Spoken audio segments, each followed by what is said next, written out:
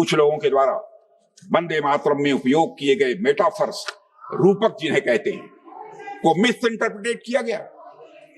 हो सकता है यह काम कई बार ना समझी में किया गया हो, पर मेरी समझ से कई बार अध्यक्ष महोदय यह जानबूझकर किया गया है। यह बात नहीं है कि हमारे मुस्लिम भाइयों ने बंकिम चंद्र चटर्जी के मेटाफर्स को सही अर्थ में नहीं समझा था।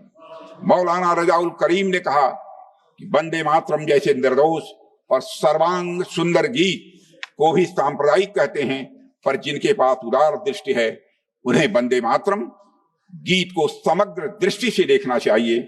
वे देखेंगे कि उसमें बुद्ध परस्ती का कहीं पर, अध्यक्ष महोदय, कोई दोष नहीं है।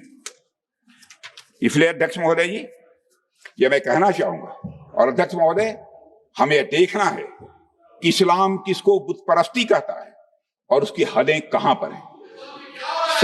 सच्चाई है कि भारतीय मुस्लिमों ने बंकिम चंद्र चटर्जी के भाव को कौन बैठाने वाला है? कौन बैठाएगा? क्या बात करते हैं?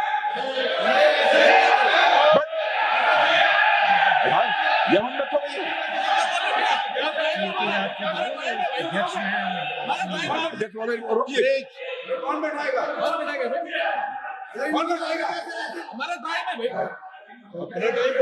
हमारे साथी थे, हमारे साथी। अध्यक्ष महोदय, Vande Mataram, please please please. अध्यक्ष महोदय, सच्चाई है। अध्यक्ष महोदय, संसद में कोई चाहे जो बोले, सच बोले, सत्य से थोड़ा परे भी बोले, लेकिन शोर शराबा नहीं मचाना चाहिए।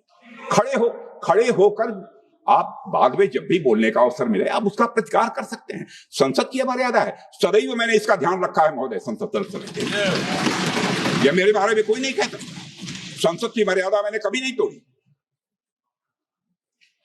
अध्यक्ष महोदय, सच्चाई यह है कि भारतीय मुस्लिमों ने बंकिम चंद्र चटर्जी के भाव को कांग्रेस के कुछ नेताओं या मुस्लिम लीग के नेताओं से कहीं अधिक गहराई और सही अर्थ में समझा। और हमारे यहाँ की सूफी परंपरा में अध्यक्ष महोदय, विशेषकर पंजाब और बंगाल में अक्सर यह भाव देखने को मिलता है जिस भाव से वंदे मातरम लिखा गया। ख्वाजा गुलाम फरीद ने लिखा है, ए हुस्न ए हकीकी नूरे अज़ल, ए हुस्न ए हकीकी नूरे अज़ल, तैनू वाजिब ते इम्कान कहूं, तैनू दशरथ लक्ष्मण राम कहूं, तैनू सीता जी जानान कहूं। जिसका भावार्थ है, हे सत्य सौंदर्य, हे दिव्य प्रकाश, तुम्हें क्या नाम दूं?